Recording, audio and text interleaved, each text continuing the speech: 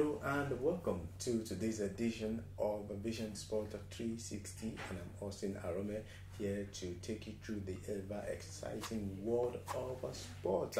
We have quite a lot to talk about on the show, starting from the Tigers back-to-back loss for them at the Afro Basket Qualifier Championship.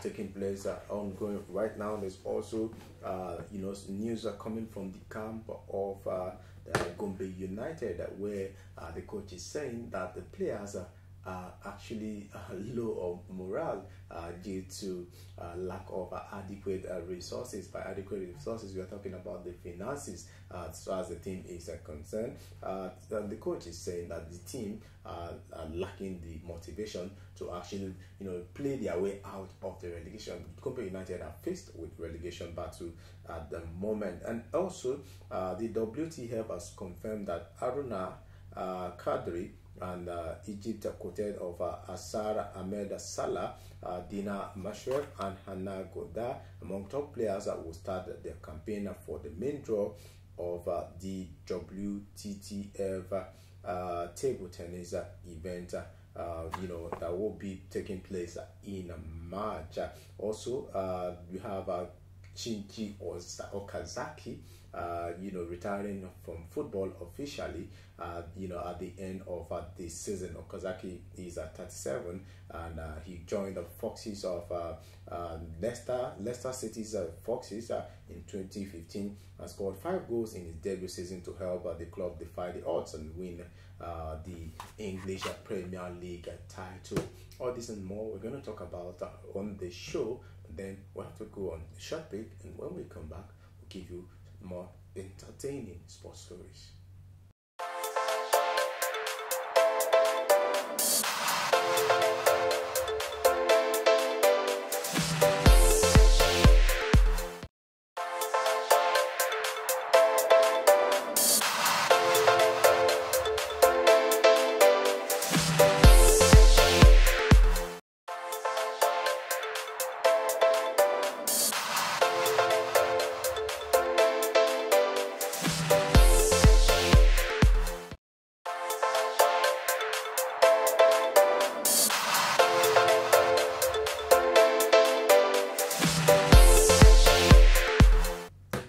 Welcome back to the show, and we're starting with the Tigers. The Tigers, losing back-to-back games the Afro Basketball qualifiers.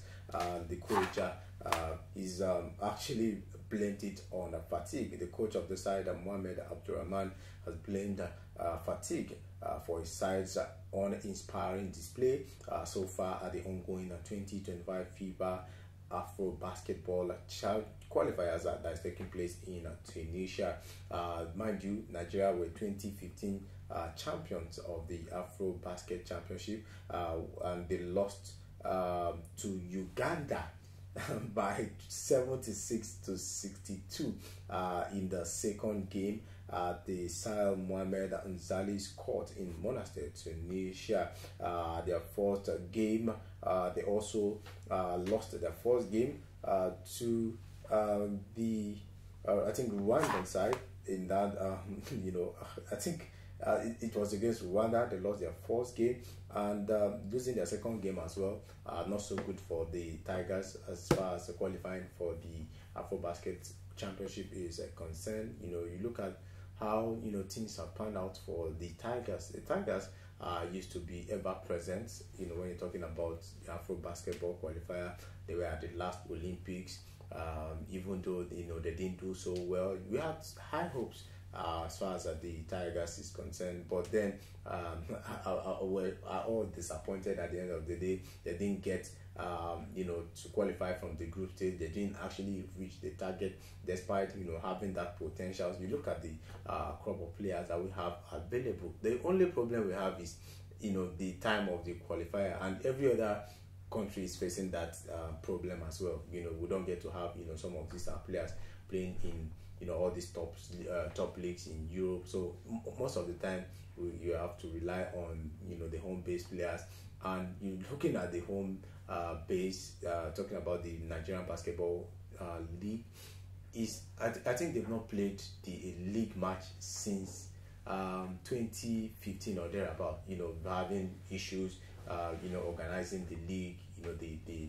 There's a case in court that is still ongoing, and because of that, most of these home-based players are not always in action. And then with a couple of some of these players are joining from some of these leagues in Europe. When you add that, you might not have the quality. Nigeria might not have the quality that we all expect them to have, because of the fact that some of these NBA players, I know we have quite a lot of players playing in the NBA, but then most of them will not be available at this point, because this is actually the peak of it all. When you're talking about NBA, we just read out, look at the NBA results. NBA is actually ongoing, so we can't have these players playing at the moment. So we have to rely on the ones that we have. And the coach is actually giving us excuse.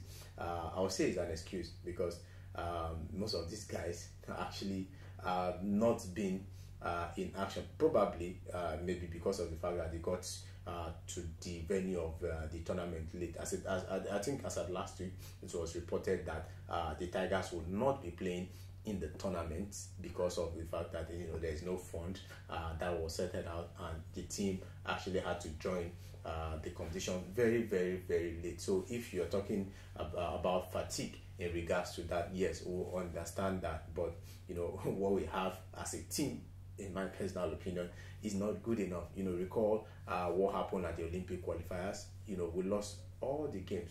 Now, the Olympic qualifiers was even played right here in Nigeria, and we lost all the games, and we couldn't qualify for the Olympics. And right now, we are also on the verge of not also qualifying for the Afro Basketball Championship with that back-to-back defeat.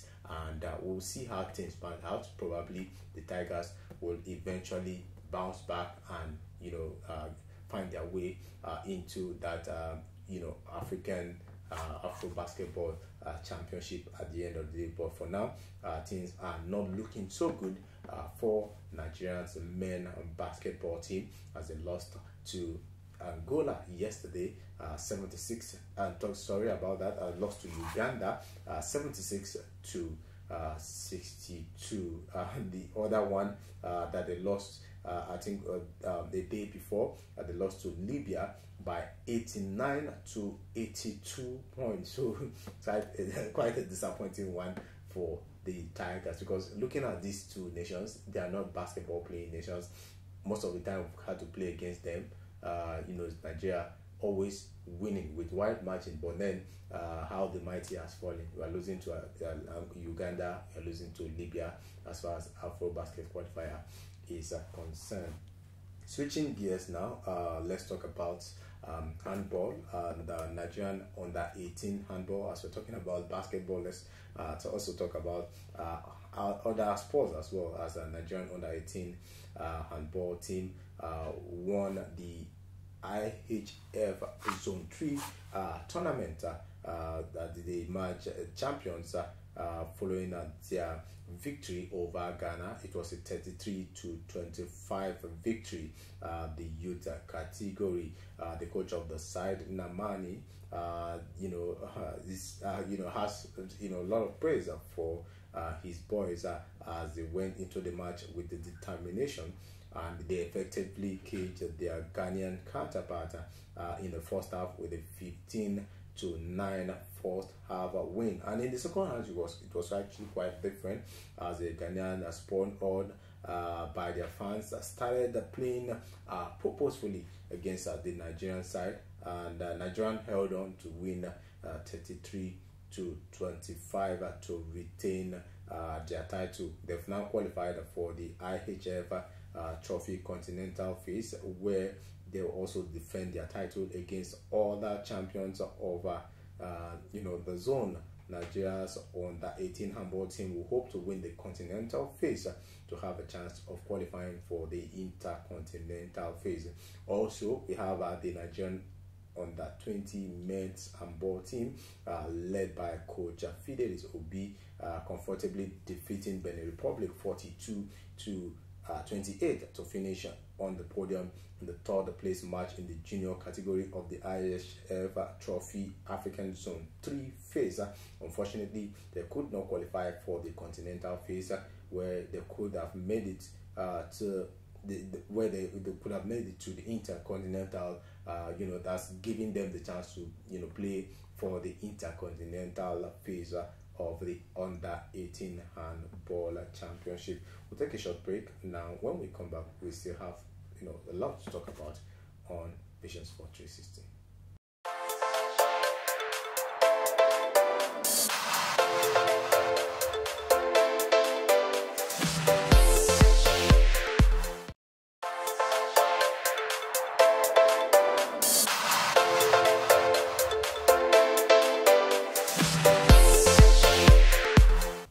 Welcome back to the show, Vision Sport 360. Now let's talk about other sports.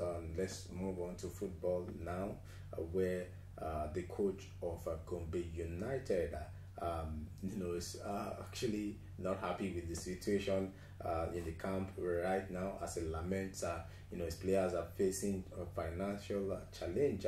The coach, the Gombe United coach, Mohamed Bagadu, said his team is not actually physically sound owing to financial challenges.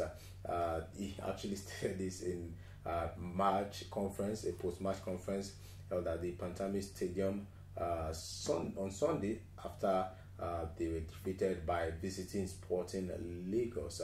I think looking at this story, it's actually quite pathetic how the Nigerian Premier League teams, especially the state-owned teams, are being run.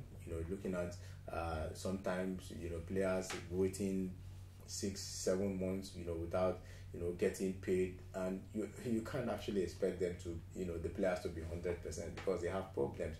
They've got needs they have to take care of, and if you don't actually get to pay them what they are due, at the end of the day you might not get the best from the players. And you're looking at the Gombe United itself. You look at the fact that they are actually trying to fight out that relegation battle, trying to stay in the league, and without money, I don't think that's going to be possible. Without these players getting paid, I think it's going to be a very difficult one for Gombe United to stay up in the league at the end of the day. Looking at the way they are playing, even right there playing at home, losing to Sporting Lagos, who have not won a single game away from home this season, I think is actually unheard of as far as a team like Gombe United is concerned. I think they've been in the league for a very long time, and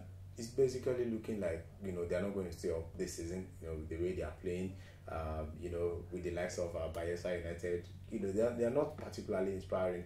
But fortunately for Bayelsa United, I think they got a win over the weekend. They won away from home at the Godswill Akpabio Stadium, where they defeated Akwa United by a long goal. So for Bayelsa United, it seems like probably they are beginning to get the results. But then for Gombe United, it's actually quite a different story for them. The players are not looking so inspired at the moment, and that might affect their morale, and in turn it's going to affect whether they're going to stay up in the league or they're going to be relegated at the end of the season. So wish Gombe United the best of luck, and probably we also have to appeal to Gombe State government to see what they can actually do to help these boys, to help the team, and boost their morale. And moving on, this time around we're talking